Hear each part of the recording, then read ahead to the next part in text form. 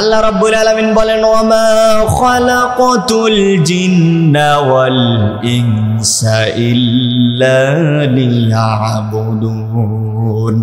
আল্লাহ রাব্বুল আলামিন বলেন আমি জিন এবং মানুষকে সৃষ্টি করেছি, সৃষ্টি করার পিছনে কোনো কারণ নাই, একমাত্র কেবলমাত্র তাদেরকে সৃষ্টি করার একটাই কারণ, সেটা হলো তারা যেন আমি রব্বুল আলামিনের ইবাদত করে, এই জন্যই সৃষ্টি করেছি।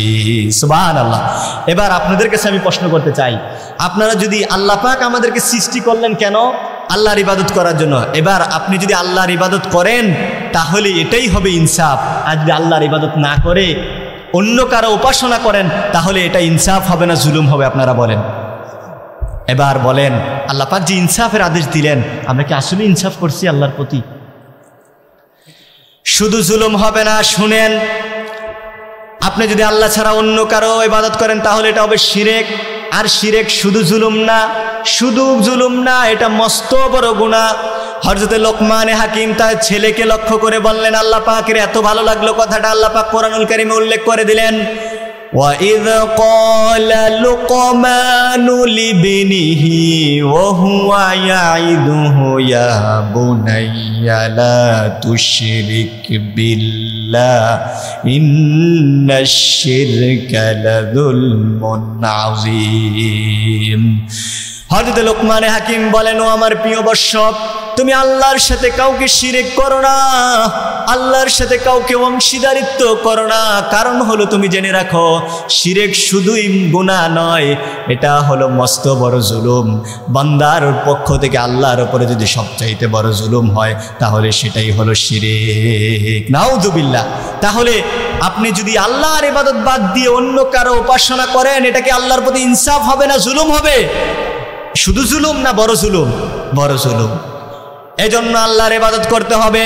আর যে ব্যক্তি আল্লাহর সাথে সাক্ষাতের তামান্না করে সে কখনো আল্লাহর সাথে শিরক করতে পারে না। আল্লাহ রাব্বুল আলামিন বলেন, ফামান কানা ইয়ারজু লিকা রাব্বিহি ফালইআমাল আমালান সালিহাও ওয়া লা ইউশরিক বিইবাদাতি রাব্বিহি আহাদা। যে ব্যক্তি তার রবকে পরকালে দেখতে চায়, রবের সাক্ষাৎ চায়, সে যেন আমলে সালেহ করে, নেক কাজ করে, সে যেন তার রবের সাথে কাউকে শিরক না করে।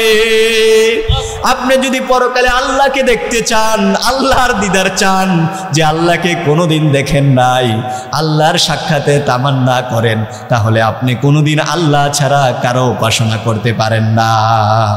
ইন্নাল হামদুলিল্লাহ إن الحمد لله الأكرم الذي خلق الإنسان وكرم وعلمه من البيان ما لم يعلم فسبحان الذي لا يحصى امتنانه باللسان ولا بالقلم نستغفره ونتوب إليه ونشهد أن لا إله إلا الله وحده لا شريك له ونشهد أن سيدنا وحبيبنا وطبيبنا وطبيب أرواحنا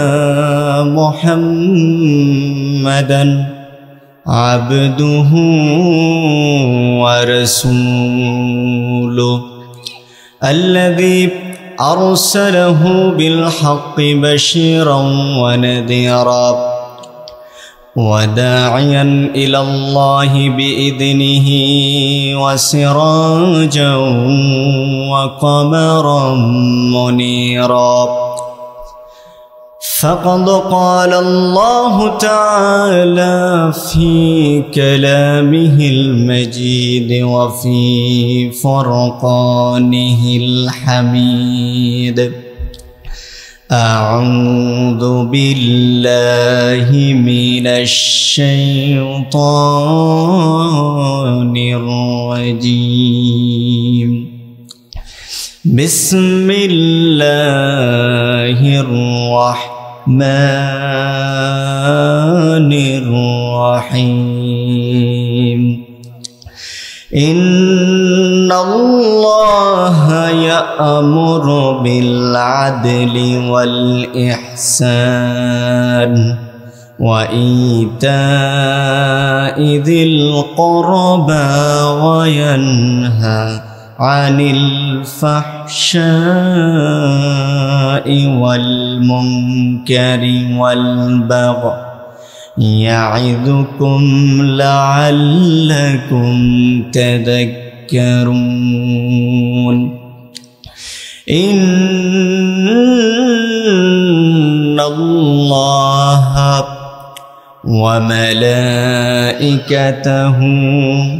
يصلون على النبي يا أيها الذين آمنوا صلوا عليه وسلموا تسليما اللهم صل على سيدنا مولانا محمد وعلى علي سيدنا مولانا محمد بلغ العلا بكماله كشف الدجى بجماله حسنت جميع خصاله صلوا عليه وآله ये तेरी मेरा जो कर लौह और कलम तक पहुँचा और मेरी मेराज कर कि मैं तेरे कदम तक पहुँचा बलगल औला बिकमालिह कशफ दुजा बिजमालिह हसनत जमीउ खिसालिह सल्लु अलैहि व आलिहि। जनाब सभापति, आमंत्रित उलामाए केराम, मुरब्बियाने इज़ाम, पर्दार अंतराले शरीफा सती मायेर तुल्य भोनेर तुल्य सम्मानिता महिलारा, आपनादेर सबार प्रति आमार आंतरिक मोबारकबाद एवं शुभेच्छा ज्ञापन करछि एवं सालाम जानाच्छि। अस्सलामु आलैकुम व रहमतुल्लाहि व बाराकातुहू। अल्लाह सुबहानाहु व ताआलार दरबारे लक्ष कोटी शुक्रिया, जिनि आमादेरके शत व्यस्तता एड़िए अल्लाह सुबहानाहु व ताआलार आजिमुशान मुबारकपूर्ण एक प्रोग्रामे बसार तौफिक दिएছেন। एजন্য हृदयेर सबटुकुन आवेग एवं अनुभूति उजार करे दिए कालिमातुश शुकुर आदाय करी आलহামদুলিল্লাহ।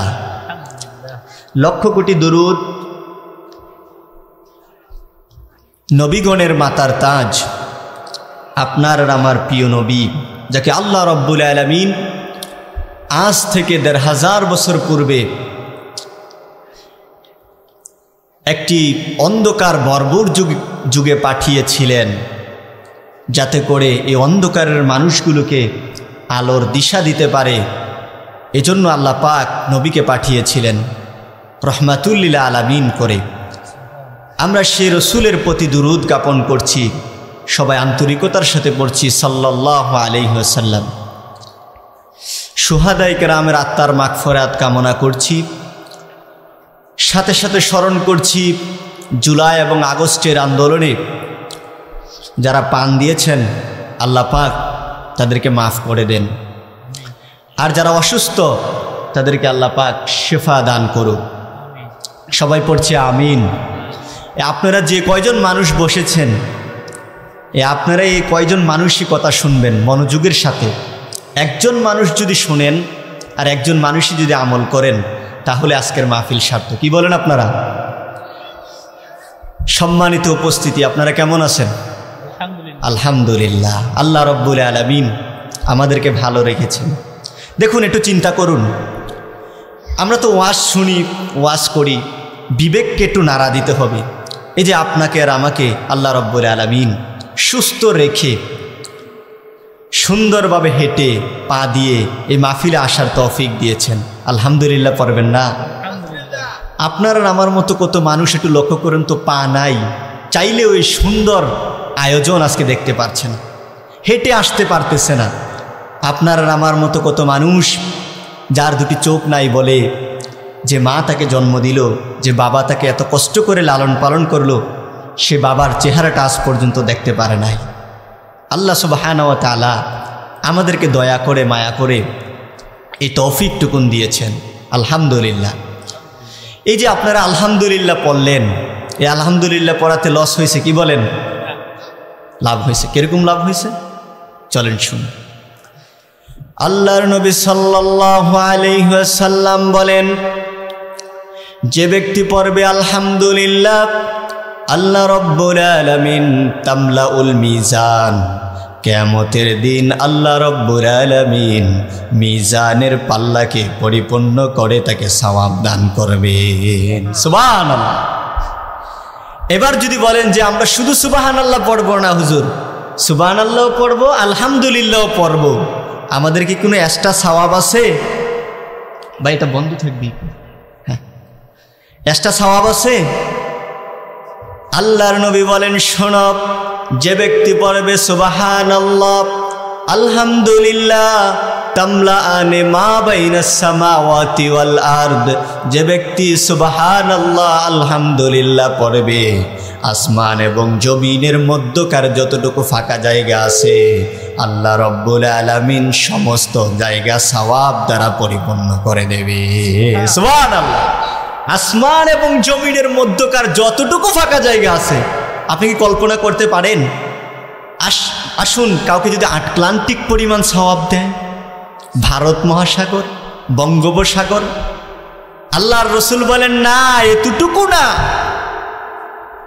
তামলাআনে মা বাইনাস সামাওয়াতি ওয়াল আরদ, আসমান এবং জমিনের মধ্যকার যতটুকু ফাঁকা জায়গা আছে সবটুকুন জায়গা আল্লাহ সওয়াব দ্বারা পরিপূর্ণ করে দেবেন। সুবহানাল্লাহ। এবার আসুন, আপনারা যারা এখানে বসলেন, বসার কারণে কি লাভ হবে, কি ফায়দা হবে জানা দরকার আছে কিনা? আপনারা বসছেন, যারা বসে নাই তারা একটু অনুধাবন করা প্রয়োজন যে আপনাদের কি সওয়াব হবে। সুবহানাল্লাহ। আল্লাহ রাব্বুল আলামিন কোরআনুল কারীমে বলেন, ইন্নামাল মুমিনুনাল্লাযীনা ইযা যুকিরাল্লাহু ওয়াজিলাত কুলুবুহুম ওয়া ইযা তুলিয়াত আলাইহিম আয়াতুহু যাদাতুহুম ঈমানা ওয়া আলা রাব্বিহিম ইয়াতাওয়াক্কালুন। আল্লাহ রাব্বুল আলামিন বলেন, নিশ্চয় যারা মুমিন তাদের সামনে যখন আমি আল্লাহর নাম নেওয়া হয়, আল্লাহর নাম নেওয়ার সঙ্গে সঙ্গে তাদের অন্তরটা আমি আল্লাহর জন্য কেঁপে ওঠে। সুবহানাল্লাহ। দুনিয়ার শত ব্যস্ততার কারণে হয়তোবা আপনি আল্লাহর নাম কখনো নিতে পারেন নাই সারাদিনে, যখনই আপনি মাহফিলে বসলেন, মাহফিলে বসার সঙ্গে সঙ্গে আল্লাহর কথা আপনার স্মরণ হয়ে গেছে। সুবহানাল্লাহ। এক নম্বর লাভ হলো, মাহফিলে বসার সঙ্গে সঙ্গে যখন আমি আল্লাহর নাম নিলাম তখন আপনার কলবে আল্লাহর স্মরণ চলে আসলো, আল্লাহর ভয়তে আপনার কলবটা নেড়ে চেড়ে উঠলো। সুবহানাল্লাহ। এবার দুই নম্বর লাভ কি শুনেন, ওয়াইদা তুলিয়াত আলাইহিম আয়াতুহু, আমি যখন কোরআনুল কারীম থেকে আপনাদের সামনে আয়াতে কারিমাগুলো তেলাওয়াত করব, আল্লাহ রাব্বুল আলামিন বলেন যাদাতহুম ঈমানা, তাদের ঈমানটুকু আরো বেড়ে যাবে। সুবহানাল্লাহ। এক নম্বর লাভ হলো, আপনি যখনই আল্লাহর নাম শুনলেন অন্তর একটু কেঁপে উঠলো। দুই নম্বর লাভ হলো, আমি যখনই কোরআনুল কারীম থেকে তেলাওয়াত করে শোনাবো তখন আপনাদের ঈমানগুলো বেড়ে যাবে। সুবহানাল্লাহ। এবার আসুন, যখন আল্লাহর নাম স্মরণ হবে, আর ঈমান বেড়ে যাবে তখন কি হবে? ওয়ালা রাব্বিহিম ইয়াতাওয়াক্কালুন। যখন ঈমান বেড়ে যাবে আর আল্লাহর নাম স্মরণ হবে, আল্লাহর উপরে এত তাওয়াক্কুল বেড়ে যাবে, এত তাওয়াক্কুল বেড়ে যাবে, পৃথিবীর কারো পরোয়া করবেন না। রিজিকের মালিক একমাত্র আল্লাহ, আপনি এটাই মনে করবেন। সুবহানাল্লাহ। ঈমান যখন বেড়ে যাবে, এখান থেকে বের হয়েই আপনি দেখবেন পরীক্ষিত জিনিস, আপনি বের হয়েই দেখবেন মাহফিল থেকে বের হওয়ার পরে আল্লাহর প্রতি তাওয়াক্কুলটা একটু বেড়ে গেছে, ঠিক কিনা বলো? আল্লাহর প্রতি তাওয়াক্কুল বেড়ে গেছে। তো এখানে যারা বসলেন আপনাদের অনেক লস হয়েছে, কি বলেন? শুধু তাই নয়, শুনেন, দুনিয়ার কোনো এমপি মন্ত্রী যদি রাষ্ট্রীয় কোনো সফরে যায়, রাষ্ট্রীয় কোনো ভ্রমণে যায়, তাদেরকে আর্মি, বিডিআর, র্যাব দিয়ে, স্পেশাল ফোর্স দিয়ে তাদেরকে প্রটোকল দেওয়া হয়। আপনারা এখানে যারা বসেছেন আপনারাও নাখোঁজ হওয়ার কোনো কারণ নাই।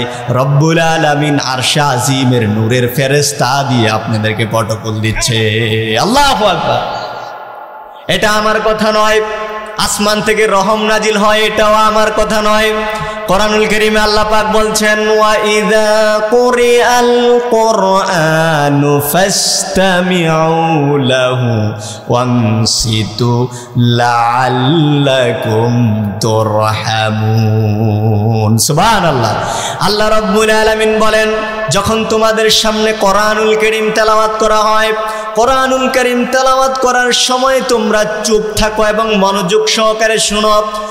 আপনি আর আমি যেন জিজ্ঞাসা করলাম, রব্বুল আলামিন, আমরা যদি মনোযোগ দিয়ে শুনি আর চুপ থাকি আপনি আমাদেরকে কি দিবেন? পরক্ষণে আল্লাহ পাক বলেন, লাআল্লাকুম তুরহামুন। আশা করা যায় যদি তোমরা চুপ থাকো আর মনোযোগ সহকারে শোনো, তাহলে আসমান থেকে আল্লাহ রব্বুল আলামিন তোমাদের উপরে রহম নাজিল করবেন। সুবহানাল্লাহ, আল্লাহু আকবার। আপনারা যারা এখানে বসেছেন কত সৌভাগ্যবান, কল্পনা করা যায়। আল্লাহু আকবার। শুধু তাই নয়, এবার রাসূলুল্লাহর হাদিস শোনাই। রাসূলুল্লাহ বলছেন যে মজলিসের ভিতরে আল্লাহর নাম নেওয়া হয়, কোরআনুল কারীমের কথা বলা হয়, হাফাতহুমুল মালাইকা নাযালাত আলাইহিমুস সাকিনা। আল্লাহর নবী বলেন ওটাকে দুনিয়ার কোনো প্রটোকল নয়, দুনিয়ার রক্তে মাংস গড়া মানুষ দিয়ে আল্লাহ প্রটোকল দেওয়ান না, বরঞ্চ নূরের ফেরেশতারা ওই মজলিসটাকে ঘিরে ফেলে। আল্লাহু আকবার। শুধু তাই নয়, নূরের ফেরেশতারা ঘিরে ফেলে, তারপরে কি হয়? নাযালাত আলাইহিমুস সাকিনা। তাদের উপরে আল্লাহ পাক সাকিনা, রহমত, বরকত আসমান থেকে নাজিল করতে থাকে। আল্লাহু আকবার। এবার কল্পনা করুন আপনার আর আমার মর্যাদা কেমন। সুবহানাল্লাহ। এই জন্য আপনারা যারা বসলেন হতাশ হওয়ার কোনো কারণ নাই, আপসেট হওয়ার কোনো কারণ নাই। আল্লাহ রব্বুল আলামিনের কাছে আপনারা সম্মানিত। সুবহানাল্লাহ। এবার এখানে বসে যতক্ষণ সুবহানাল্লাহ আলহামদুলিল্লাহ বলবেন, আমল নামায় শুধু সওয়াব আর সওয়াব লেখা হবে। সুবহানাল্লাহ। এবার আসেন আল্লাহ পাক কেমন সওয়াব দিবেন একটু জানা দরকার আছে কিনা বলেন। এই যে সুবহানাল্লাহ আপনারা বলবেন, সুবহানাল্লাহ অর্থ কি? সুবহানাল্লাহ অর্থ হলো আল্লাহ পবিত্র। বলে না সুবহানাল্লাহ অর্থ কি? আল্লাহ পবিত্র। আপনাদেরকে একটি ঘটনা শোনাই, দেখেন আল্লাহ পাক কি পরিমাণ সওয়াব দিবেন, এটা চলে আসবে এই কাহিনীটার মাধ্যমে। ইমাম জাজারি তার কিতাবের ভিতরে লিখেছেন, হযরত ইউসুফ আলাইহিস সালাতু ওয়াস সালাম যখন মিশরের খাদ্যমন্ত্রী, মিশরের আজিজে মিশর তখন ইউসুফ আলাইহিস সালাতু ওয়াস সালামের সময় প্রচণ্ড, আপনারা জানেন ইউসুফ আলাইহিস সালাতু ওয়াস সালামের সময় খুব দুর্ভোগ চলছিল, মিশরে টান দিচ্ছিলেন ইউসুফ আলাইহিস সালাতু ওয়াস সালাম। তো আতাহু রাজুলুন, একজন ব্যক্তি আসলেন ইউসুফ আলাইহিস সালামের কাছে, এসে বললেন, ইউসুফ আমাকে কিছু দান করো। ইউসুফ তার খাদেমকে বলল, তাকে এখান থেকে রাষ্ট্রীয় কোষাগার থেকে কিছু দিয়ে দাও। ওই লোকটিকে রাষ্ট্রীয় কোষাগার থেকে খাদেম দিয়ে দিল। দেওয়ার পরে ওই লোকটি বলল, আমাকে আরও দাও। ইউসুফ বলল, তুমি তো দেখতেছো যে পরিমাণ দুর্ভোগ চলতেছে মিশরে, তোমাকে কিভাবে আবার পুনরায় দেই? এবার লোকটি বলল, ইউসুফ আমি তোমার কাছ থেকে চাইতেছি, তুমি তোমার নিজের কাছ থেকে আমাকে কিছু দাও। আল্লাহ তো তোমাকে সম্পদ দিছে, এ থেকে তুমি আমাকে কিছু দাও। ইউসুফ আলাইহিস সালাম তার খাদেমকে বললেন, আবার দিয়ে দাও। আবার দেওয়া হলো। দেওয়ার পরে লোকটি আবার চাইলেন যে ইউসুফ তুমি আবার আমাকে দাও। ইউসুফ আলাইহিস সালাম বললেন, তোমাকে আবার কেন দেব? লোকটি বলল, তুমি যদি শুনো যে আমি কোন লোক, তাহলে তুমি আমি যতবার চাবো ততবারে দেবে। ইউসুফ বললেন, মান আনতা, তুমি কে গো? তুমি যতবার চাইবে এতবার দেব। তুমি কে? ওই লোকটি বলল, ইউসুফ শোনো, আমি হলাম ওই ছেলেটি। জুলাইখা যখন তোমাকে জিনার অপবাদ দিয়েছিল, ওই সময় তুমি যখন কোনো সাক্ষী পাচ্ছিলে না, আমি দুলনায় থাকা অবস্থায় তোমার পবিত্রতার সাক্ষী যে দিয়েছিলাম ওই ছেলেটি, আমি হলাম ওই যুবকটি। সুবহানাল্লাহ। এবার ইউসুফ আলাইহিস সালাতু ওয়াস সালাম বললেন, তাকে 100 মুনের বেশি গম দিয়ে দাও। এবার মুফাসসিরিনে কেরামগণ, লেখকগণ লেখেন যে ইউসুফকে একবার পবিত্রতার সাক্ষী দেওয়ার কারণে যদি ইউসুফ 100 মুনের বেশি গম দিতে পারে, তাহলে বলো দেখি, যে ব্যক্তি ফজরেও বলল সুবহানা রাব্বিয়াল আলা, আসরেও বলল সুবহানা রাব্বিয়াল আলা, মাগরিবেও বলল সুবহানা রাব্বিয়াল আলা, আপনি আল্লাহ, আপনি পবিত্র, আল্লাহ আপনি পবিত্র। এবার বলো দেখি ইউসুফ, আমি আমার ওই বান্দাকে কি পরিমাণ দান করব। সুবহান সুবহান সুবহান। সম্মানিত সুদী, এবার আসুন ভূমিকায় আর লম্বা না করে, সময় একেবারেই অল্প, আমরা অল্প সময় কিছু গুরুত্বপূর্ণ কথা শুনেই আলোচনার ইতি টানব। এবার আসুন কোরআনুল কারীম থেকে আমি একখানা আয়াতে কারিমা তেলাওয়াত করেছি। যে আয়াতটি তেলাওয়াত করেছি, আমার মনে হয় না এখানে এমন কোনো লোক আছেন, ছোট বলেন বড় বলেন, কি ওই আয়াত শুনেন নাই। তার কারণ কি? তার কারণ হলো, আমি যে আয়াতে কারিমা তেলাওয়াত করেছি, এই আয়াতটি প্রত্যেকটি মিম্বারে জুমার দিন খতিব সাহেব এটা বলেন। আপনার বয়স যদি হয় 70 বছর, তাহলে আপনি 60 বছরই এটা শুনেছেন, কিন্তু শুনেছেন ঠিকই, এটার মহত্ব কি, গুরুত্ব কি, আপনি এটা কোনোদিন কল্পনাও করতে পারেন নাই। এই আয়াতে কারিমায় আল্লাহ রব্বুল আলামিন আমাদেরকে 3টি আদেশ দিয়েছেন, 3টি নিষেধ করেছেন। বলেন তো কয়টি আদেশ দিয়েছেন? আপনারা যারা আছেন অল্প মানুষ, আপনারাই কথা বলেন। কয়টি আদেশ দিয়েছেন? 3টি, এবং 3টি নিষেধ করেছেন। আল্লাহ রব্বুল আলামিন চান আমরা যেন হেদায়েতের পথ পাই, আমরা যেন গুনাহমুক্ত জীবনযাপন করতে পারি। আল্লাহ রব্বুল আলামিন চান, আমাদেরকে হেদায়েত দিতে চান। এই জন্যই তো আল্লাহ কোরআনুল কারীম নাজিল করেছেন। সুবহানাল্লাহ, সুবহানাল্লাহ পড়েন। এই কোরআন আল্লাহ কেন দিলেন? আল্লাহ পাক বলছেন, আল্লাহ রব্বুল আলামিন বলেন, সূরাত ইব্রাহিমের শুরুতে আল্লাহ পাক বলেন, আলিফ লাম রা কিতাবুন আনজালনাহু ইলাইকা লিতুখরিজান নাসা মিনাজ-যুলুমাতি ইলান নূর। আল্লাহ রাব্বুল আলামিন বলেন, আলিফ লাম রা কিতাবুন আনজালনাহ, নবী হে আমি আপনার উপরে কোরআন নাজিল করেছি। কেন নাজিল করেছি শুনেন, লিতুখরিজান নাসা মিনাজ-যুলুমাতি ইলান নূর, যাতে করে আপনি মানব মণ্ডলীকে অন্ধকার আচ্ছন্নতা থেকে বের করে আলোর পথ, ইসলামের পথ, হেদায়েতের পথ দেখাতে পারেন। সুবহানাল্লাহ। তাহলে কিতাব আল্লাহ নাজিল করলেন কেন? কিতাব দিয়েছেন আল্লাহ রাব্বুল আলামিন যাতে করে নবী করিম সাল্লাল্লাহু আলাইহি ওয়াসাল্লাম আমাদেরকে অন্ধকার আচ্ছন্নতা থেকে বের করে আলোর পথ, হেদায়েতের পথ দিতে পারেন। সুবহানাল্লাহ।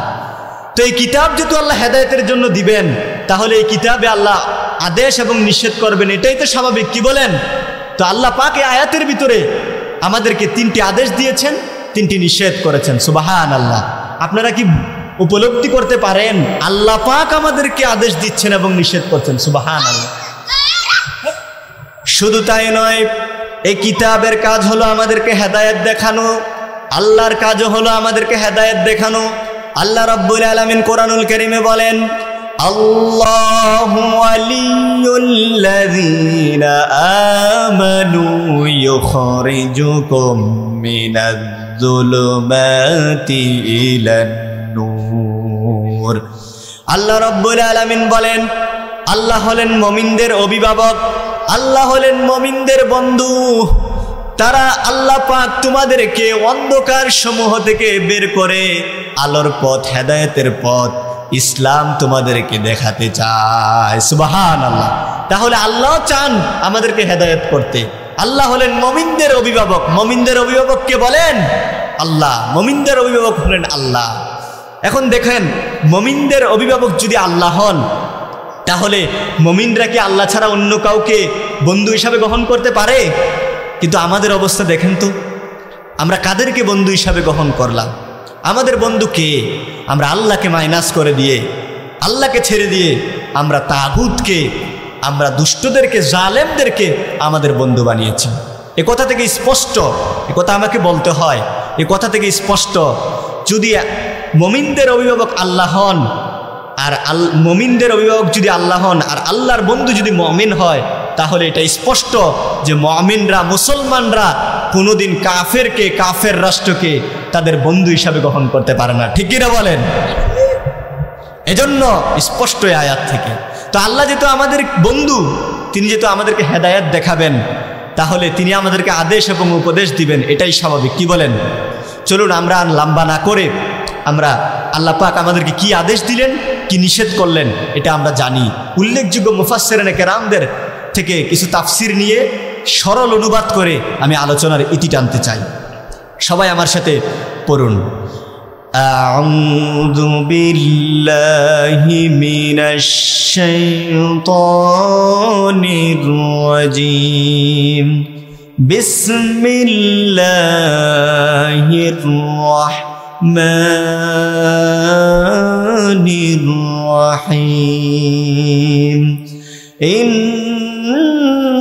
ইন্নাল্লাহা ইয়া'মুরুকুম বিল আদলি ওয়াল ইহসান ওয়া ইতা'i যিল কুরবা ওয়া ইয়ানহা আনিল ফাহশাই ওয়াল মুনকারি ওয়াল বাগই ইয়া'iদুকুম লা'আল্লাকুম তাযাক্কারুন। সাদাকাল্লাহুল আযীম। আল্লাহ পাক বলছেন, ইন্নাল্লাহা ইয়া'মুরু বিল আদল, নিশ্চয় আল্লাহ তাআলা তোমাদেরকে এক নম্বর আদেশ করছেন ন্যায়পরায়ণতার, ইনসাফের। সুবহানাল্লাহ। এক নম্বর আদেশ কি? ন্যায়পরায়ণতার, ইনসাফের, সমতার। ন্যায়পরায়ণতা বলতে কারো উপরে জুলুমও করা যাবে না, কারো উপরে উল্টো চাপিয়েও দেওয়া যাবে না।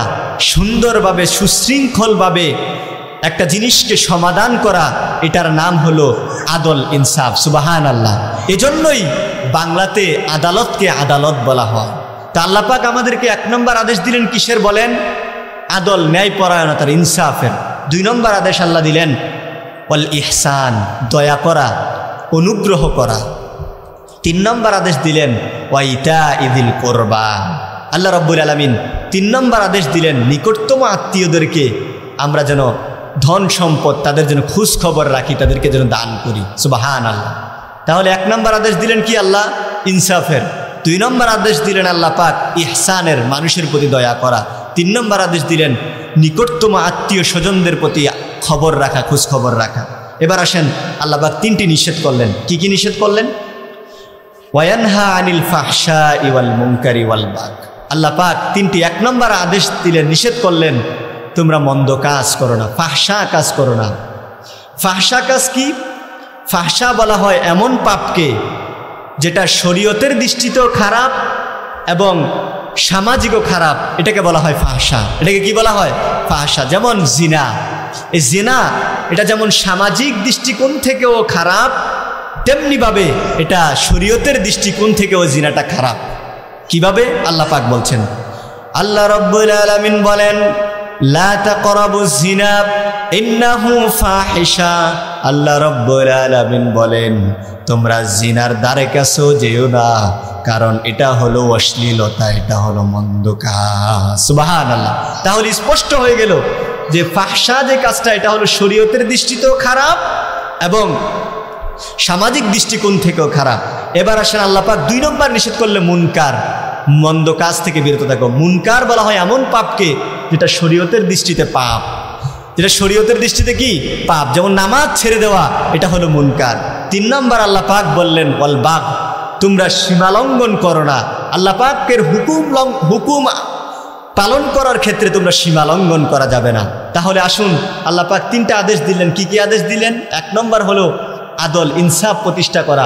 দুই নম্বর হলো ইহসান করা, মানুষের প্রতি দয়া করা। 3 নম্বর হলো নিকটতম আত্মীয় স্বজনদেরকে খোঁজ খবর নেওয়া। এবার আসেন 3টি নিষেধের 1 নম্বর হলো আল্লাহ পাক ফাহশা কাজ থেকে আমাদেরকে নিষেধ থাকতে বললেন। 2 নম্বর নিষেধ করলেন আমরা যেন শরীয়তের বহির্ভূত কোনো কাজ না করি। 3 নম্বর শরীয়তের বিষয়গুলো যেন সীমালঙ্ঘন না করি। এবার শুনুন, এই যে আয়াতটা বললাম, এই আয়াতের গুরুত্ব কি, ফজিলত কি, এবার চলুন আমরা শুনি। তাফসীর ইবনে কাসিরের ভিতরে এসেছে আল্লাহর নবী সাল্লাল্লাহু আলাইহি ওয়াসাল্লাম যখন চতুর্দিকে ইসলামের দাওয়াত দিচ্ছিলেন, ইসলামের কথা বলছিলেন, তখন সাহাবার এক বিশাল এক রাজা ছিল। তিনি যখন এই কথা শুনতে পেলেন, শুনতে পেয়ে তিনি তার মজলিসে শুরার সকল এমপি মন্ত্রীদেরকে ডাকালেন, ডেকে বললেন, ওগো আমার এমপিরা শোনো, আমি শুনতে পাচ্ছি মক্কার মরুর বুকে আরবে নাকি নবী নামক মুহাম্মদ নামক কেউ নাকি নবী দাবি করতেছে, আমি তাকে দেখতে চাই, তার কাছে যেতে চাই। তার মজলিসে শুরার মন্ত্রীরা বলল, আপনি হলেন সম্মানিত ব্যক্তি, আপনি কোনোভাবেই যাওয়ার প্রয়োজন নাই, আপনি যেতে হবে না, বরঞ্চ আপনি আপনার কাছ থেকে 2 জন প্রতিনিধি পাঠান। তিনি 2 জন প্রতিনিধি আল্লাহর রসুলের কাছে পাঠালেন। তারা এসে আল্লাহর নবীকে প্রশ্ন করলেন, ওগো মুহাম্মদ মান আনতা ওয়া মা আনতা, ওগো মুহাম্মদ আপনি কে এবং আপনি কেন এসেছেন? আল্লাহর রসুল প্রথমে যা জবাব দিলেন, আল্লাহর রসুল বললেন, আনা মুহাম্মদ ইবনে আব্দুল্লাহ, আমি হলাম আল্লাহ মুহাম্মদ ইবনে আব্দুল্লাহ, আব্দুল্লাহর ছেলে মুহাম্মদ। আর আমি কেন এসেছি শোনো, আমি হলাম আল্লাহর পক্ষ থেকে আব্দুহু ওয়া রাসূলু, আল্লাহর গোলাম এবং আল্লাহর রসুল। সুবহানাল্লাহ। এবং কি আল্লাহর রসুল তাদের সামনে একথা বলার পরে আল্লাহর রসুল তাদের সামনে আয়াতটুকুন তেলাওয়াত করলেন। এই আয়াত শোনার সঙ্গে সঙ্গে তারা বললেন, ওগো মুহাম্মদ সাল্লাল্লাহু আলাইহি ওয়াসাল্লাম, আপনি আবার এই আয়াতটুকুন আমাদেরকে তেলাওয়াত করে শোনান। আল্লাহর নবী আয়াত আবার তেলাওয়াত করে শোনালেন।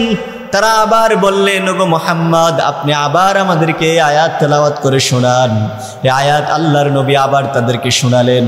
শোনানোর পরে তারা মুখস্থ করে আবার সাবার ওই রাজার কাছে ফিরে গেলেন।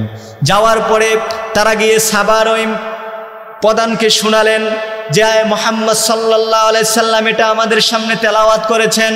একথা শোনার সঙ্গে সঙ্গে ওই রাজা বলল, শোনো আর এক মুহূর্ত তোমরা বিলম্ব করো না, যাও এখন গিয়ে মুহাম্মাদের কাছে কালেমার তালকিন নিয়ে আসো, কালেমা গ্রহণ করে আসো।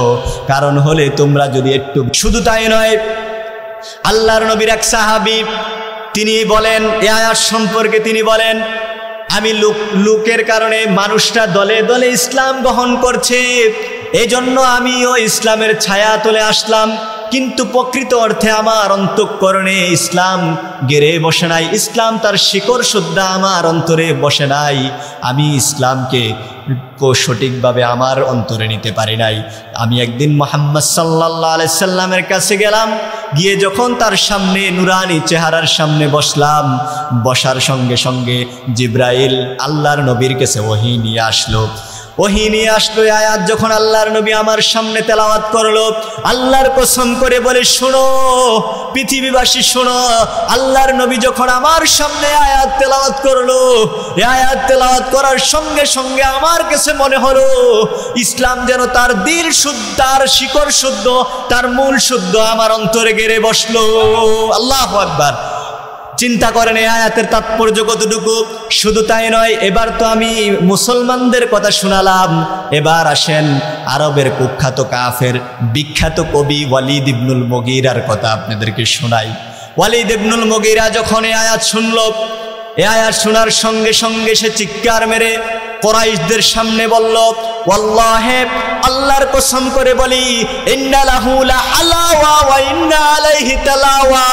ও কুরাইশরা শোনো, আল্লাহর কসম করে বলি, মুহাম্মদ সাল্লাল্লাহু আলাইহি সাল্লাম যে আয়াত তেলাওয়াত করেছে এটা এত মধু শুধুই খাইতেই মন চায়। আল্লাহু আকবার। কল্পনা করা যায় এই আয়াতের কত তাৎপর্য, কত গুরুত্ব, একটু চিন্তা করেন। এই আয়াতে কারিমা আমাদের সামনে তেলাওয়াত হয় প্রত্যেক জুমায়, আমরা অনুধাবনও করতে পারি না, ঠিক কিনা বলেন? এবার আসেন আয়াতের 1 নম্বর পয়েন্ট নিয়ে আমি কথা বলবো। আল্লাহ পাক যে 1 নম্বর আমাদেরকে আদেশ করলেন ইনসাফ করার, আল্লাহ পাক বললেন ইন্নাল্লাহা ইয়া'মুরু বিল আদল। আল্লাহ পাক এক নম্বর আদেশ দিলেন আমাদেরকে, আমরা যেন ইনসাফ কায়েম করি। এবার এই ইনসাফ কার কার সাথে করবেন চলুন আমরা জানি। মুফাসসিরিনে কেরামগণ বলেছেন ইনসাফ হবে তিন শ্রেণীর মানুষের, তিন শ্রেণীর সাথে। কয় শ্রেণীর সাথে? তিন শ্রেণী। নাম্বার ওয়ান ইনসাফ বিল্লাহ। এক নম্বর ইনসাফ হবে কার সাথে? আল্লাহর সাথে। দুই নম্বর ইনসাফ হবে ইনসাফ মাল ইনসান, সমস্ত মানুষের সাথে। তিন নম্বর ইনসাফ হবে ইনসাফ বিনাফসি, আপনার নিজের সাথে ইনসাফ করবেন। সুবহানাল্লাহ। দেখছেন এই ছোট্ট একটা কথার ভিতরে কত গুরুত্বপূর্ণ কথা আটকে আছে। এবার আসেন আল্লাহর প্রতি আমরা কি ইনসাফ করব জানা দরকার আছে কিনা বলেন। আল্লাহ যে বললেন ইনসাফ করো, আদলের আদেশ দিলেন আল্লাহ পাক, ইন্নাল্লাহা ইয়া'মুরু বিল আদল, তোমরা ইনসাফ প্রতিষ্ঠা করো। আল্লাহর সাথে আপনি কি ইনসাফ করবেন জানা দরকার আছে কিনা। এবার আসেন আমরা জানি আল্লাহ রাব্বুল আলামিন আমাদেরকে কেন সৃষ্টি করলেন, এটাই যদি আমরা জানতে পারি তাহলে স্পষ্ট হয়ে যাবে আমরা আল্লাহর সাথে কি ইনসাফ করব। আল্লাহ রাব্বুল আলামিন বলেন ওয়ামা খালাকাতুল জিন্না ওয়াল ইনসা ইল্লা লিয়াবুদুন। আল্লাহ রাব্বুল আলামিন বলেন আমি জিন এবং মানুষকে সৃষ্টি করেছি, সৃষ্টি করার পিছনে কোনো কারণ নাই, একমাত্র কেবলমাত্র তাদেরকে সৃষ্টি করার একটাই কারণ, সেটা হলো তারা যেন আমি রব্বুল আলামিনের ইবাদত করে, এই জন্যই সৃষ্টি করেছি। সুবহানাল্লাহ। এবার আপনাদের কাছে আমি প্রশ্ন করতে চাই, আপনারা যদি আল্লাহ পাক আমাদেরকে সৃষ্টি করলেন কেন? আল্লাহর ইবাদত করার জন্য। এবার আপনি যদি আল্লাহর ইবাদত করেন তাহলে এটাই হবে ইনসাফ, আর যদি আল্লাহর ইবাদত না করে অন্য কারো উপাসনা করেন তাহলে এটা ইনসাফ হবে না জুলুম হবে? আপনারা বলেন। এবার বলেন আল্লাহ পাক যে ইনসাফের আদেশ দিলেন আমরা কি আসলে ইনসাফ করছি আল্লাহর প্রতি? শুধু জুলুম হবে না, শুনেন, আপনি যদি আল্লাহ ছাড়া অন্য কারো ইবাদত করেন তাহলে এটা হবে শিরক। আর শিরক শুধু জুলুম না, শুধু জুলুম না, এটা মস্ত বড় গুনাহ। হযরত লোকমানে হাকিম তার ছেলেকে লক্ষ্য করে বললেন, আল্লাহ পাকের এত ভালো লাগলো কথাটা, আল্লাহ পাক কোরআনুল কারীমে উল্লেখ করে দিলেন وَإِذْ قَالَ لُقْمَانُ لِابْنِهِ وَهُوَ يَعِظُهُ يَا بُنَيَّ لَا تُشْرِكْ بِاللَّهِ إِنَّ الشِّرْكَ لَظُلْمٌ عَظِيمٌ। হযরত লোকমানে হাকিম বলেন, ও আমার প্রিয় বৎস, তুমি আল্লাহর সাথে কাউকে শিরক করো না, আল্লাহর সাথে কাউকে অংশীদারিত্ব করো না। কারণ হলো তুমি জেনে রাখো শিরক শুধুই গুনাহ নয়, এটা হলো মস্ত বড় জুলুম। বান্দার পক্ষ থেকে আল্লাহর উপরে যদি সবচাইতে বড় জুলুম হয় তাহলে সেটাই হলো শিরক। নাউযুবিল্লাহ। তাহলে আপনি যদি আল্লাহর ইবাদত বাদ দিয়ে অন্য কারো উপাসনা করেন এটা কি আল্লাহর প্রতি ইনসাফ হবে না জুলুম হবে? শুধু জুলুম না বড় জুলুম? বড় জুলুম। এজন্য আল্লাহর ইবাদত করতে হবে। আর যে ব্যক্তি আল্লাহর সাথে সাক্ষাতের তামান্না করে সে কখনো আল্লাহর সাথে শিরক করতে পারে না। আল্লাহ রাব্বুল আলামিন বলেন ফামান কানা ইয়ারজু লিকা রাব্বিহি ফালইআমাল আমালান সালিহাও ওয়া লা ইউশরিক বিইবাদাতি রাব্বিহি আহাদা। যে ব্যক্তি তার রবকে পরকালে দেখতে চায়, রবের সাক্ষাৎ চায়, সে যেন আমলে সালেহ করে, নেক কাজ করে, সে যেন তার রবের সাথে কাউকে শিরক না করে।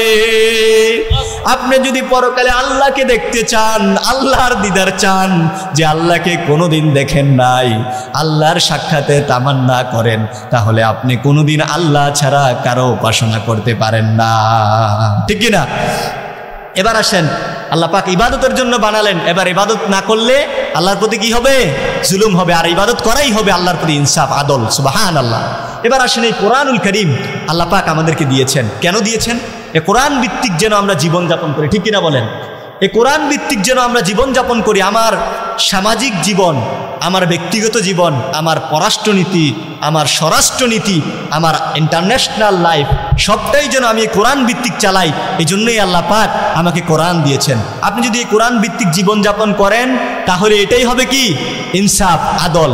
আর কোরআন বাদ দিয়ে যদি আপনি কোরআন যদি জীবন থেকে মাইনাস করে দেন এটা কি ইনসাফ হবে না জুলুম হবে? বলেন, জুলুম হবে। শুধু জুলুম না, যারা কোরআন থেকে মুখ ফিরিয়ে নেবে তাদের কি হবে শুনেন, ভয়াবহ অবস্থা। আল্লাহ রাব্বুল আলামিন কোরআনুল কারীমে বলেন ومن أعرض عن ذكري فإن له معيشة ضنكا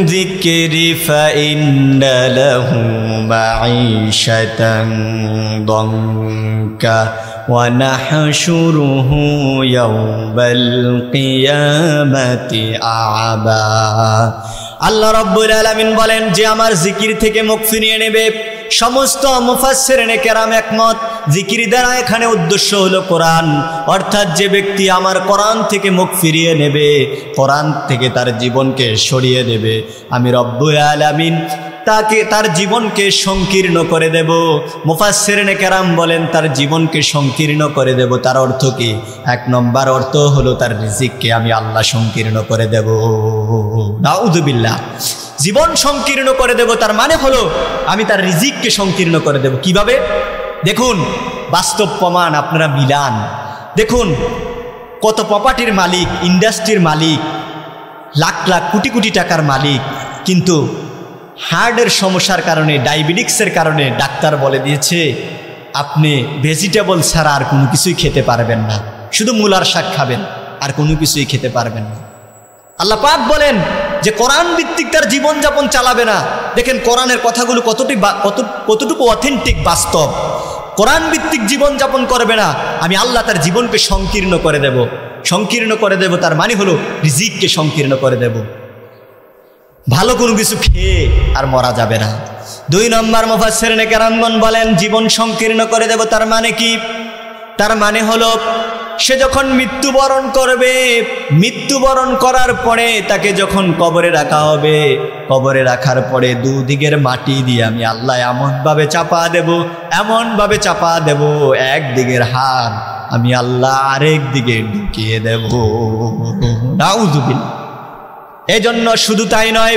এটা হলো দুনিয়ার আযাব আল্লাহ পাক বলেন ওয়া নাহশুরুহু ইয়াউমাল কিয়ামাতি আমা অতঃপর আমি তাদেরকে কিয়ামতের দিন অন্ধ করে উঠাবো তাদেরকে যখন কিয়ামতের দিন অন্ধ করে উঠাবো ওই লোকটি আমাকে বলবে ওগো রব ক্বালা রাব্বি লিমা হাশারতানি আমা ওগো আল্লাহ আমাকে কেন আজ অন্ধ করে উঠালেন ওয়াকাদ কুনতু বাসীরা আমি তো দুনিয়াতে চক্ষুষ্মান ছিলাম এই চক্ষু দিয়া দুনিয়ার কত সৌন্দর্য দেখলাম কত কিছু দেখলাম পাহাড় দেখলাম নদী দেখলাম খাল বিল আর সমুদ্রের সৌন্দর্য উপভোগ করলাম আজকে কেন আমাকে অন্ধ করে উঠালেন আল্লাহ রাব্বুল আলামিন বলবেন বান্দারে শুনো দুনিয়ায় থাকতে তোমার কাছে আমার আয়াতগুলো গিয়েছিল আমার কোরআন তোমার কাছে এসেছিল তুমি আমার কোরআনকে ভুলে গিয়েছিলে রে বান্দা আজ আমি আল্লাহ পাকও তোমাকে ভুলে গেলাম নাউযুবিল্লাহ আল্লাহ যদি কিয়ামতের দিন ভুলে যায় আমাদের বাঁচার আর কোনো উপায় আছে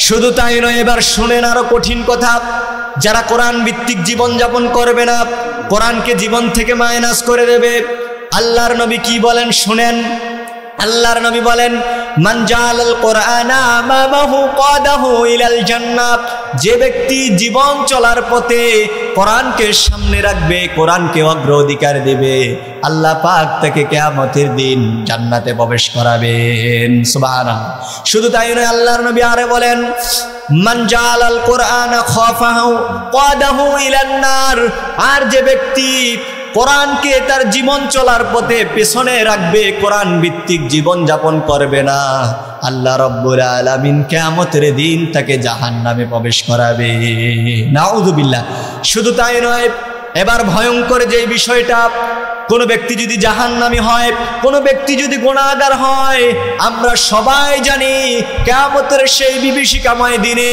আপনার আর আমার প্রিয় নবী মুহাম্মদুর রাসূলুল্লাহ সাল্লাল্লাহু আলাইহি ওয়াসাল্লাম আমাদেরকে সুপারিশ করে জান্নাতে নেবেন কিন্তু ভয়ঙ্কর কথা হলো যেই নবী কিয়ামতের দিন সুপারিশ করবেন ওই নবী কিয়ামতের দিন আল্লাহর ট্রাইব্যুনালে একদল মানুষের বিপক্ষে মামলা দায়ের করবেন নাউযুবিল্লাহ যে রাসূল শাফায়াত করবেন এই নবী কিয়ামতের দিন আল্লাহ ট্রাইব্যুনালে মামলা দায়ের করবেন, এটা আমার কথা নয়। সূরাতুল ফুরকানে আল্লাহ নিজেই বলেন, আল্লাহ রাব্বুল আলামিন বলেন, ওয়াকালার রাসূলু ইয়া রাব্বি ইন্না কওমি ইত্তাখাযু হাযাল কুরআনা মাহজুরা। আল্লাহ রাব্বুল আলামিন বলেন, সেদিন নবী রাসূল অর্থাৎ মুহাম্মদ সাল্লাল্লাহু আলাইহি সাল্লাম বলবেন, ইয়া রব্বি, হে আমার প্রভু, ইন্না কওমি ইত্তাখাযু, এই যে আমার কওম আপনি দেখছেন, হাযাল কুরআনা মাহজুরা, তারা এই কোরআনকে খেলতামাশার বস্তু বানিয়ে ফেলেছে, এই কোরআনকে তারা তাদের জীবন থেকে মাইনাস করে দিয়েছে। ওগো আল্লাহ, আজকে আমি তাদের বিপক্ষে আপনার দরবারে মামলা দায়ের করলাম। নাউযুবিল্লাহ। সেদিন কি আর বাঁচার উপায় আছে? আপনাদের কি মনে হয় যে রসুলের শাফায়াত গ্রান্টেড হবে ওই রসুলের মামলা নেওয়া হবে না? কি মনে হয়? এরকম মনে হয় নাকি? কোরআন কারীম শুনিয়েছি আপনাদেরকে, রসুলুল্লাহ শাফায়াত করবেন, রসুলুল্লাহ আবার ট্রাইব্যুনালে মামলা দায়ের করবেন। এবার আসুন আমরা হিসাব মিলাই, আমরা কি আসলেই কোরআন ভিত্তিক জীবন যাপন করে আল্লাহর প্রতি ইনসাফ করছি না জুলুম করছি? আপনারাই বলেন। দেখুন, হিসাব মিলানোর সময় শুধু ওয়াজ শুনে কান শুক করলেন এটাই সীমাবদ্ধ নয়, এটাই কোনো ওয়াজের কোনো মর্মান্ত কোনো মূল্য হলো না। মূল্য এটাই, আপনি ওয়াজ শুনলেন আর নিজেকে নিয়ে আত্মশুদ্ধি করলেন, এটাই হলো ওয়াজ। তো এবার আল্লাহর সাথে ইনসাফ আমরা জানলাম, এ কোরআন ভিত্তিক জীবনযাপন করা এটাই হলো আল্লাহর সাথে ইনসাফ। আল্লাহ যে আমাদেরকে ইবাদতের জন্য সৃষ্টি করেছেন, আল্লাহর ইবাদত করা এটাই হলো আল্লাহর সাথে ইনসাফ। এবার আসেন 2 নম্বর ইনসাফ হলো ইনসাফ বিল ইনসান, মানুষের সাথে ইনসাফ করা। তবে আমি একটি কথা বলতে চাই, যেহেতু কোরআন ভিত্তিক জীবনযাপন করলে আল্লাহর প্রতি ইনসাফ হবে আর কোরআন ভিত্তিক জীবনযাপন করলেই আমরা জান্নাতে যেতে পারবো, তাহলে কোরআন ভিত্তিক জীবনযাপন আপনি আর আমি চাইলেই করতে পারবো না। এই কোরআন ভিত্তিক জীবনযাপন করার জন্য কোরআন এটা হলো সংবিধান, এই কোরআনকে রাষ্ট্রীয় পর্যায়ে সংবিধানে নিতে হবে। ঠিক কিনা বলেন? আপনারা কি আমার সাথে একমত? আপনারা জানেন সারা দেশে এখন খুবই কথা উঠেছে সংবিধান সংস্কার চাই, সংবিধান সংস্কার চাই। আমরা যারা ঈমানপন্থী আছি, আমরা যারা কোরআনপন্থী, আমরা যারা কোরআন ভিত্তিক জীবনযাপন করতে চাই, আমাদেরও দাবি আছে। সবাই যেহেতু সব মহল থেকে দাবি করতে পারে, আমরা আমাদের মহল থেকে দাবি করতে পারি না? আপনাদের মাধ্যমে আপনাদেরকে নিয়ে আমরা দাবি করতে চাই, যেহেতু এই কোরআন হলো কমপ্লিট কোড অফ লাইফ, যেহেতু এই কোরআন একটি মোকাম্মাল হায়াত, নিজামে হায়াতের নাম, এজন্য আমরা বলতে চাই, আমরা এখান থেকে দাবি দাঁড়াতে চাই যে 72-এর সংবিধান বুঝি না, আপনাদের মন গড়া সংবিধান বুঝি না, আল্লাহর এই জমিনে আল্লাহর এই কোরআনুল কারীমের সংবিধান চলবে। ঠিক কিনা বলেন? এটার দাবি আমরা জানাতে চাই। আপনারা রাজি আছেন? আল্লাহ রাব্বুল আলামিন আমাদের সংবিধানকে কোরআন করে দেখ। কোরআন যদি সংবিধান হয়ে যায়, এই সমাজে আর কোনো প্রকার হত্যা রাহাজানি থাকবে না, মদিনা মুনাওয়ারার বাতাস এখানে বসতে থাকবে। ঠিক কিনা বলেন? এবার আসেন 2 নম্বর যে বিষয়টি আপনাদেরকে বলতে চাই, 2 নম্বর যে বিষয়টি, ইনসাফ আমরা কার সাথে করব? 1 নম্বর ইনসাফ বললাম ইনসাফ মা আল্লাহ, আল্লাহর সাথে ইনসাফ করা। 2 নম্বর ইনসাফ হলো ইনসাফ বিল ইনসান, মানুষের সাথে ইনসাফ করা। মানুষের সাথে কি ইনসাফ করবেন? মানুষের সাথে ইনসাফ হলো, আপনার কোনো ভাই যদি আপনার কাছে কোনো জায়গা জমি কিংবা কোনো কিছু পাওনা হয়, আপনি তাকে, আপনার বোন কিংবা আপনার পরিবারের কোনো মানুষ যদি আপনার কাছে ধন সম্পদ পাওনা হয়, এটা আপনি তাকে পুঙ্খানুরূপে বুঝিয়ে দেবেন। এটাই হলো মানুষের সাথে ইনসাফ। সুবহানাল্লাহ বলেন। আপনার কাছে কেউ টাকা পাওনা, এটা আপনি সঠিকভাবে সুন্দরভাবে তাকে টাইমলি পৌঁছে দেবেন, এটাই হলো মানুষের প্রতি ইনসান করা। সুবহানাল্লাহ। আর যদি আপনি এটা না করেন, মানুষের সম্পদ যদি তাকে বুঝিয়ে না দেন, তাহলে এটা আর ইনসাফ থাকবে না, এটা হবে কি? জুলুম। এবার আসেন, আপনি যদি কারো উপরে জুলুম করেন তাহলে কি হবে? আল্লাহর নবী বলেন, আজ-জুলমাতু জুলমাতুন ইয়াউমাল কিয়ামাহ। কোনো ব্যক্তি যদি কিয়ামতের দিন, কোনো ব্যক্তি যদি দুনিয়াতে কারো উপরে জুলুম করে থাকে, তাহলে আল্লাহ রাব্বুল আলামিন কিয়ামতের দিন তার সব কিছুকে অন্ধকার করে দেবে। নাউযুবিল্লাহ। শুধু তাই নয়, আল্লাহর নবী হাদিসে বলেন, যদি কোনো ব্যক্তি মান জালামা কিদা শিবরিন, কোনো ব্যক্তি যদি 1 বিঘত পরিমাণ জমি যদি কোনো ব্যক্তি জুলুম করে, 1 বিঘত পরিমাণ জমি যদি অন্যায়ভাবে কারো থেকে জুলুম করে, কোনো ব্যক্তি যদি দখল করে, তাহলে আল্লাহ রব্বুল আলামিন কিয়ামতের দিন 7 তমক জমিনকে তার গলায় ঝুলিয়ে দেবে। নাউযুবিল্লাহ। এজন্য সাবধান থাকতে হবে। কেউ যদি 1 বিঘত জমি কারো উপরে জুলুম করে, তাহলে তার গলায় আল্লাহ পাক 7 তমক জমিন ঝুলিয়ে দেবে। কিয়ামতের দিন বুঝতে পারবেন জুলুম করার মজা কারে কয়। শুধু তাই নয়, আল্লাহ রাব্বুল আলামিন কোরআনুল কারীমে বলেন ওয়া মালিজ জালিমিনা নাসির। আল্লাহ রাব্বুল আলামিন বলেন, যে ব্যক্তি জুলুম করে, যে ব্যক্তি অন্য ব্যক্তির উপরে অন্যায় করে, তার কোনো সাহায্যকারী থাকে না, তার কোনো সহযোগিতাকারী থাকে না। এর বাস্তব প্রমাণ আপনারা দেখেছেন। মানুষের প্রতি এত জুলুম করার কারণে যাওয়ার সময় কোনো সাহায্যকারী ছিল না, ঠিক কিনা বলেন? এজন্য বুঝতে হবে, যারা জুলুম করে, ফেরাউন যখন পানিতে ডুবে তখন কোনো সাহায্যকারী তার ছিল না। আল্লাহ পাক চুবাচ্ছেন আর উঠাচ্ছেন, তখন এসে বললেন আমানতু আল্লাহ ইলাহা ইল্লাল্লাহ আমানাত বিহি বানু ইসরাইল, আমি ঈমান আনলাম সে আল্লাহর প্রতি, বনু ইসরাইলদের যে আল্লাহ, এই আল্লাহর প্রতি ঈমান আনলাম। আল্লাহ পাক বলেন আল-আন, এখন অকদ আসইতা, তুমি তো এর ইতিপূর্বে ছিলে সন্ত্রাস, বড় সন্ত্রাস ছিলে, তুমি মানুষদেরকে পাইকারি দরে ফাঁসি দিয়েছ, হত্যা করেছ, তুমি এখন আসলে ঈমান আনতে আর সাহায্যকারী না, ঠিক কিনা বলেন? মানুষকে আয়না করে রেখেছ, মুসা আলাইহিস সালাতু ওয়াস সালাম দুনিয়াতে আসবে বলে তুমি কত সন্তানকে হত্যা করেছ, আজ আসছো রুসরত চাওয়ার জন্য, আর রুসরত হবে কোথায়? ফেরাউন আপনারা 5 আগস্ট দেখেন না, সাহায্যকারী ছিল এইটাই দ্বিতীয় ফেরাউন। এজন্য যারা জুলুম করে সাবধান হয়ে যায়। আল্লাহ পাক স্পষ্ট বলে দিয়েছেন জালেমদের কোনো সাহায্যকারী নাই। এজন্য 2 নম্বর ইনসাফ করবেন মানুষদের সাথে। কোনো মানুষ আপনাকে কষ্ট দিয়েছে, তাকে আপনি ক্ষমতা আছে বলে তাকে আপনি তার থেকে অধিক কোনো কষ্ট দেবেন, এটা হতে পারে না, এটা ইনসাফ হবে না, বরঞ্চ এটা হবে জুলুম। এজন্য জুলুম থেকে আমাদেরকে বেঁচে থাকতে হবে। এবার আসুন 3 নম্বর, 3 নম্বর কার সাথে ইনসাফ করবেন? 1 নম্বর ইনসাফ হলো আল্লাহর সাথে, 2 নম্বর ইনসাফ হলো ইনসাফ বিল ইনসান, মানুষদের সাথে ইনসাফ করা, 3 নম্বর ইনসাফ হলো ইনসাফ বিনাফসি। দেখুন আমি যে বললাম এই আয়াতটা কত চমৎকার আয়াত, ইসলাম কত সুন্দর। দেখেন ইসলাম ব্যক্তি জীবন থেকে শুরু করে পারিবারিক জীবন, সব জীবনে ইসলাম মানুষদেরকে ইনসাফ শিক্ষা দেয়। সুবহানাল্লাহ। 3 নম্বর ইনসাফ করবেন ইনসাফ বিনাফসি, আপনার নিজের সাথে। এবার প্রশ্ন আসতে পারে যে হুজুর নিজের সাথে কি ইনসাফ করব? দেখুন ইসলাম কি সুন্দর। ইসলাম হলো মাকারিমাল আখলাক, উত্তম চরিত্র মানুষকে ইসলাম শিক্ষা দেয়। সুবহানাল্লাহ। দেখুন ইসলাম আপনাকে নিয়েও ভাবে, আপনার পরিবার নিয়েও ভাবে, আপনার রাষ্ট্র নিয়েও ভাবে, আপনার পররাষ্ট্রনীতি নিয়েও ভাবে। সুবহানাল্লাহ। এবার প্রশ্ন আসতে পারে না যে আমি কি ইনসাফ করব আমার উপরে? সুবহানাল্লাহ। মুফাসসিরিনে কেরাম বলেন আল্লাহ পাক যে নিজের প্রতি ইনসাফ করতে বললেন, এটার মানে কি? এটার মানে হলো আমরা সমাজে দেখি কত মানুষ দুঃখ, একটু কষ্ট পাওয়ার কারণে, একটু দুঃখ পাওয়ার কারণে সে নিজের জান দিয়ে দেয়, সে সুইসাইড করে ফেলে।